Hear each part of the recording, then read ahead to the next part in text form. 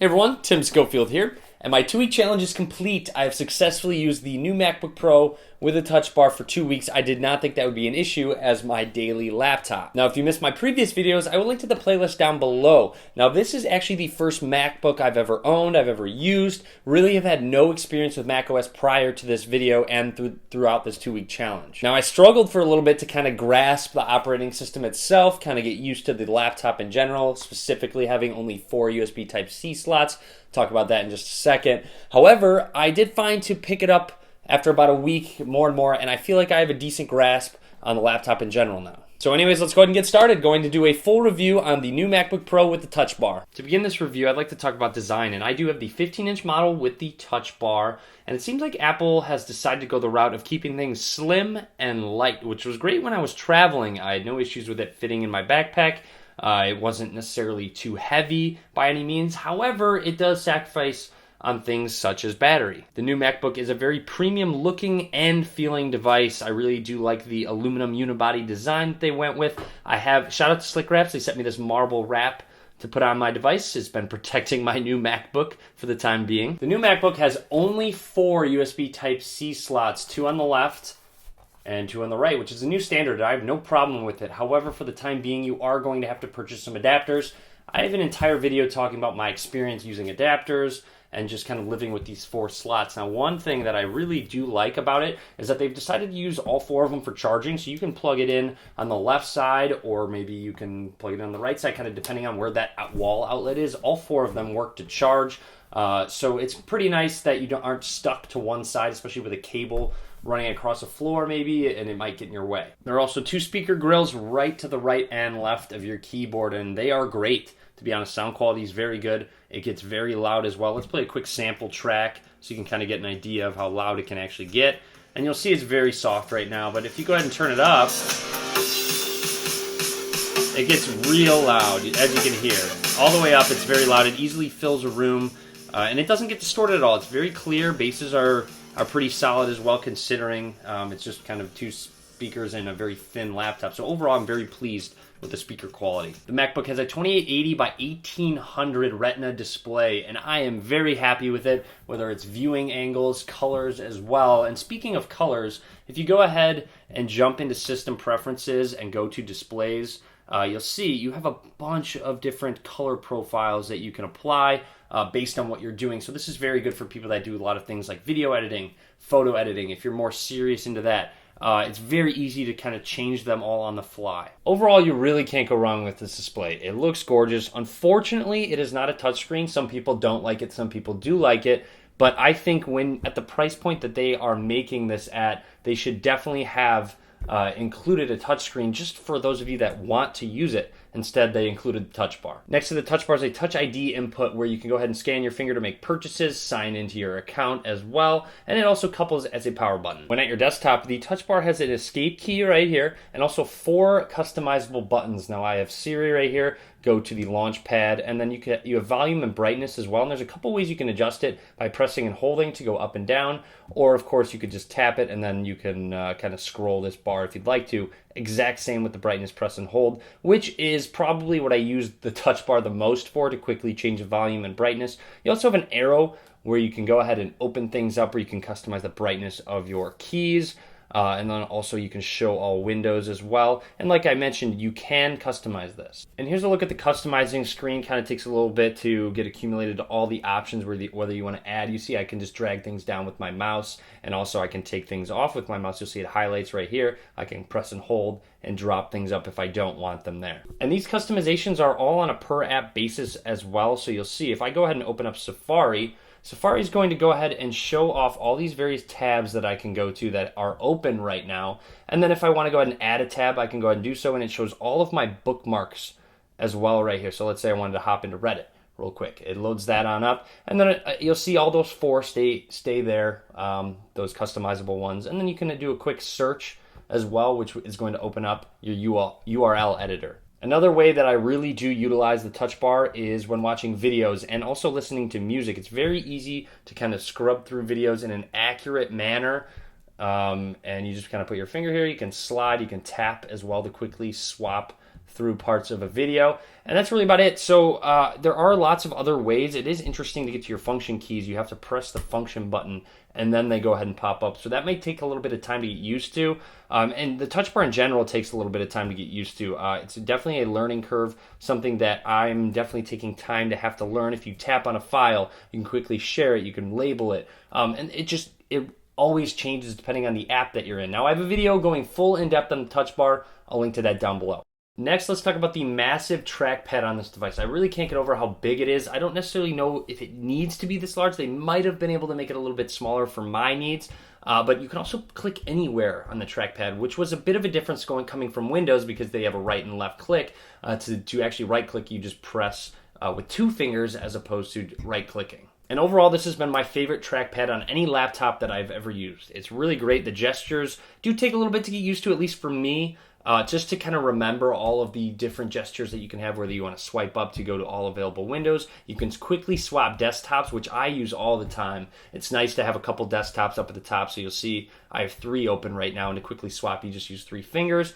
If you swipe over with 2 fingers on the right side, it brings up this bar where I'll go to my calculator real quick, open these widgets. You also have notifications over to the right as well. And then, of course, even simple things like pinching to zoom work very well. It's very accurate. It took me a little bit of time, like I said, to get used to the double click with 2 fingers, but you can really click anywhere, which I really do like because then I can just kind of click and drag anywhere and not have to worry about accidentally right-clicking or left-clicking. Now, there's also force touch on the trackpad, which is another learning curve. Whether you want to use it on a file to rename it really quick, you can go ahead and come down to these options, and then if you force-click on an app, it shows all of the windows of a various app. If you are in Safari, you can go ahead and force-click on a link, and it's going to open it on up in a very mini browser window, and if you click on it, it's going to go ahead and open that link in a new tab. Now, you can also go ahead and highlight a word, so let's say I highlight nougat, and I force click on it, and you'll see it brings up a definition. I can go to Wikipedia as well, and also Twitter searching as well.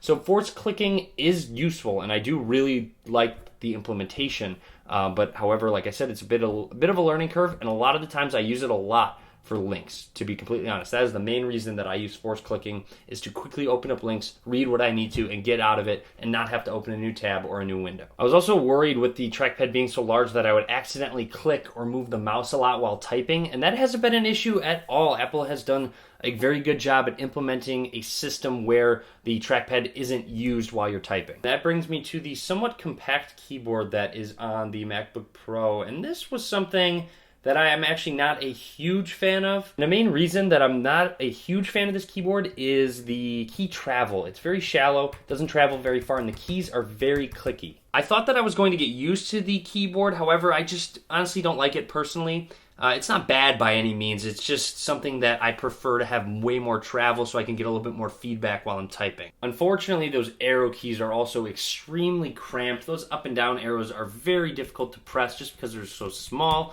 and that's kind of a downside. I find that sometimes I accidentally hit the touch bar and activate Siri when I go to actually press the delete button, which is not necessarily a delete button. It is actually the backspace button. To delete, it's kind of a pain. You actually need to press the function button and then delete to use it as a delete like it is on Windows to delete what's in front of the cursor as opposed to a backspace which deletes what's behind the cursor. Now, I also want to mention that the text correction while typing is very good.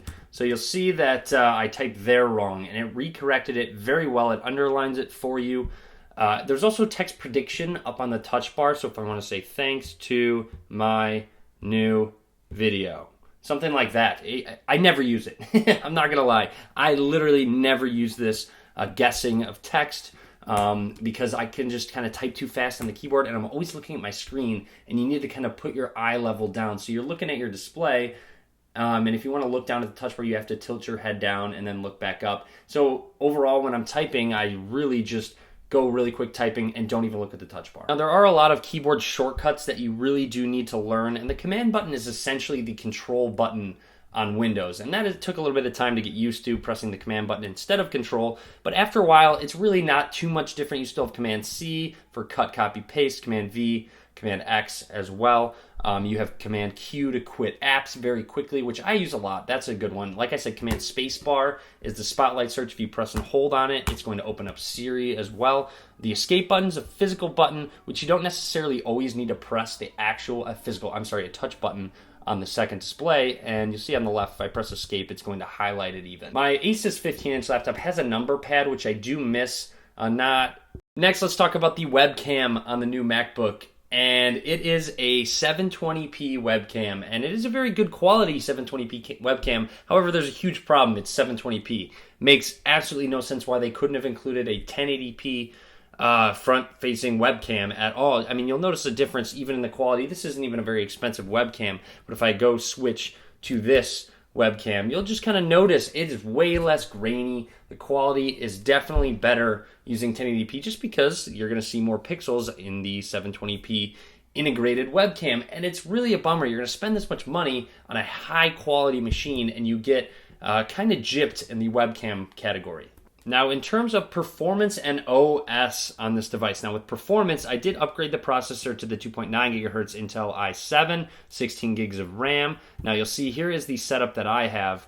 I also upgraded the graphics card to the Radeon Pro 460 with 4 gigs of memory as well. And you'll see the price is over $3,000. So you're spending over $3,000 on a laptop. So kind of keep that in mind. Now, in terms of performance when it comes to just swapping between apps, multitasking, whether I'm video editing, gaming, doing a lot of browsing, writing articles, anything like that, any specific thing seems to be very smooth, very fluid. I will occasionally get random stutters that really don't make sense because it's not like I'm doing a lot at once. It'll just be occasional little random stutters that aren't very common, but it will happen. Maybe it happened to me maybe 4 times through the course of the 2 weeks, so not very often at all, but it did happen a couple times where I had to wait maybe like a couple extra seconds for a menu to pop up, which was a little bit strange. As for gaming on the new MacBook, I was actually a little bit upset, and I kind of knew this going in that Macs are really not for gaming, and that's pretty true. If you were a power gamer, I would not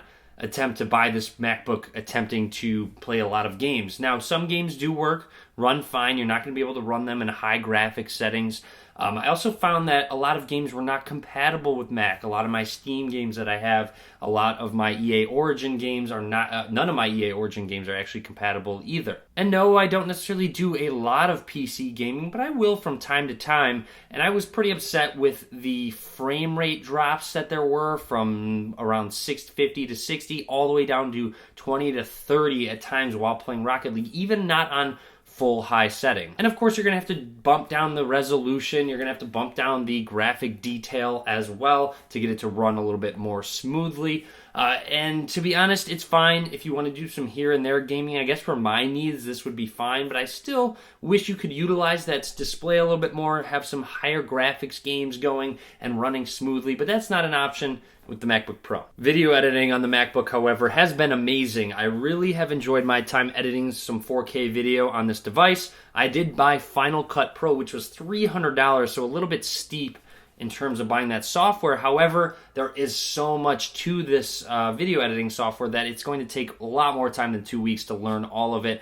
I don't dive too much into the video editing, but it has suited my needs, and it renders very quickly. I really have no lag in terms of when I'm cutting clips, merging them together, and then, like I said, rendering that 4K video clip at the end when I have finished does not take very long at all. Now, for me, a huge factor on this laptop is the operating system. So it does run Mac OS, which I really haven't used before. I was always stuck with Windows, and there are similarities between the two. However, there's a lot different way to go about doing various things. So for one, you have this top bar, and the top bar is kind of your go-to in terms of finding your files, going to preferences about a specific application, and it changes based on the application you're in. So you'll see if I open up Safari, you can go ahead and go to Safari preferences from that top bar. The top bar is also where you can go ahead and press this Apple, where you can shut down the computer. You can go to sleep. I don't know why it's not letting me press the top bar right now. That's a little strange. So that took a little bit of time to actually make note of. Those are the random stutters that I will get occasionally. You see, I wasn't able to click that Apple. But anyways, talking about the Apple, you have the sleep, restart, shutdown, log out. You have a bunch of recent items. You can force quit, so control, delete, force quit applications, which I find that I need to do with Steam fairly often. And this is where system preferences can be. And then, of course, your status of your laptop, your battery percentage. I have a battery health app that lets me know I have 4 hours and 4 minutes remaining on 53% battery right now. You can activate Siri. You have Spotlight search, which has been great. I really do like Spotlight search when I'm searching for files, searching for emails, searching for apps. I mean, there's so many integrations with Spotlight search, and it does a very good job at searching across the board very quickly. Now, a quick example is if I type weather. So if I say weather, it knows I'm in Chicago, so it tells me the weather of Chicago very quickly. I just hit Command Space to quickly get to that Spotlight search, and it brings up suggested websites, Wikipedia pages. It searches through my file names as well, and my email. Of course, Siri's there as well. What's the tallest building in the world? So here you go. So you'll see all the various Siri features that you have on your iPhone can now be used on this MacBook. Of course, there's also this bottom bar where you can dock specific applications that you use all the time. For example, Final Cut Pro. If I go ahead and open it on up, you see it has a bit of an animation. And if you click on it, it's going to go ahead and load up Final Cut Pro. And you can quickly swap between various applications, whether you want to go to Finder to go through all your files. Like I said, Steam, you can open up a calculator app, which of course you'll notice the touch bar does change based on the specific application that you're in. Now, in terms of the OS, even things of exiting out are in the upper left-hand corner. You can minimize as well. And when you maximize an application, so let's say I go into Final Cut Pro real quick, and I press this green button. Now it's going to go full screen. You'll see that top bar goes away. You can reactivate it by swiping up. However, you can go ahead and swap through desktops if you'd like to. If I go ahead and swipe up with 3 fingers, you'll see Final Cut Pro has its own separate desktop, essentially. So this is nice when I'm in full screen doing video editing, and I can swipe over with 3 fingers to get to my desktop real quick, swap back to the video editor. It's very easy. Even when gaming as well, I can do that, which is a nice little addition to the operating system and the trackpad. Now, of course, macOS is even better when you use your iPhone because it does have syncing across devices with AirDrop, so you can quickly swap files between your laptop and your phone, and even cut, copy, paste. So if I go ahead and select some text, I can hit copy, and if you have it synced up, it will actually sync to this laptop, and we can go ahead and hit paste, and it's going to go ahead and paste that could even use. And no, I didn't do that before. That actually did it automatically for me. If you go up to the top and you hit Wi-Fi, you'll see that it brings up my iPhone, lets me know my connection status, my battery status of my iPhone as well. So it's really amazing. If you use iMessage, you see I load up the Messages app. I don't use iMessage because I'm not on my iPhone right now. But if you do, I've seen friends do it. They can text through iMessage on their laptops, which is an amazing addition. You get notifications as well in your notification tray. They kind of pop up in the corner like so, your message as well, and you can quickly reply to them. It's awesome. So this is a really great feature. The synchronization with your iPhone is amazing. However, as I mentioned in my adapter video, it's weird that this isn't USB Type-C considering the MacBook is, and there's no way to connect your phone to your new MacBook, which is insane. Apple did a terrible job at using physical connections between the two devices. I guess maybe they're going for more of the AirDrop style and over-the-air sharing. Now, I really haven't had any compatibility issues with devices such as keyboard, mouse, webcam, printer even. I just hit print, and it went ahead and automatically found my Wireless Brother printer on my network, went ahead and installed everything for me, and it was good to go. It was very simple. I was very impressed at how the OS handles physical devices. Now, a main question that I got, hey, is the Mac OS similar to iOS in terms of how easy it is to actually pick up and start using? And to be honest, no. It is a little bit difficult to pick up, and it takes time, it takes practice, all those shortcuts, all those trackpad gestures that you have, it takes time to learn. And it's a little frustrating at first. Don't get me wrong. It was frustrating switching over, but now that I have a decent grasp on it, I actually am coming to like the OS. Now, the OS is pretty much what sets Macs apart from Windows. They have very good hardware as well, don't get me wrong, but they are using similar chips, similar specs, and so you expect the higher cost of these laptops to be kind of made up for with the software and their software. And I don't see it being worth the money that they are charging for, I guess, to have your Mac OS software on this device. Now, next I want to talk about battery life, and this seems to be a pretty widespread issue, and I'm having very inconsistent battery life. A decent amount of the time, it's pretty solid battery life. I'll get maybe about 9 hours total of just general usage when I'm web browsing, maybe occasional gaming, watching videos. But overall, there are days when I will only get 3 hours, 4 hours of battery life. It just drains so quickly, and it's pretty inexplicable, to be honest. And I've heard that they are working on a software update. Not exactly sure if that's going to happen anytime soon, but a little bit disappointing in how inconsistent the battery life has been. But anyways, that's it. So 2-week challenge complete. I honestly think I'm going to keep using this laptop day to day, at least for now. In terms of gaming, definitely go with a Windows PC. Video editing, I definitely like using this laptop. This trackpad is phenomenal. The speakers are great as well. It's an overall very well-built device. It looks great. Like I said, there are downsides to it. That battery could be a lot better. But overall, it's a very good laptop, but it's not worth the price. It's really not. I would never recommend someone to buy this laptop. It is not worth it. Yeah, the touch bar is cool. Yeah, it has some really neat features, but it does take time to learn all of these various features. So it is what it is. It's way overpriced. Don't buy it. It's not worth the money at all. If it was a little bit more competitively priced, I would say, hey, maybe actually consider doing it, because I really did enjoy Mac OS. But anyways, that's it. Hopefully you enjoyed the review. If you did, click that thumbs up button. You can also subscribe to me. Lots more videos to come. I might even do more Mac videos in the future. You'll see videos on other various products as well. So as always, guys, thank you very much for watching.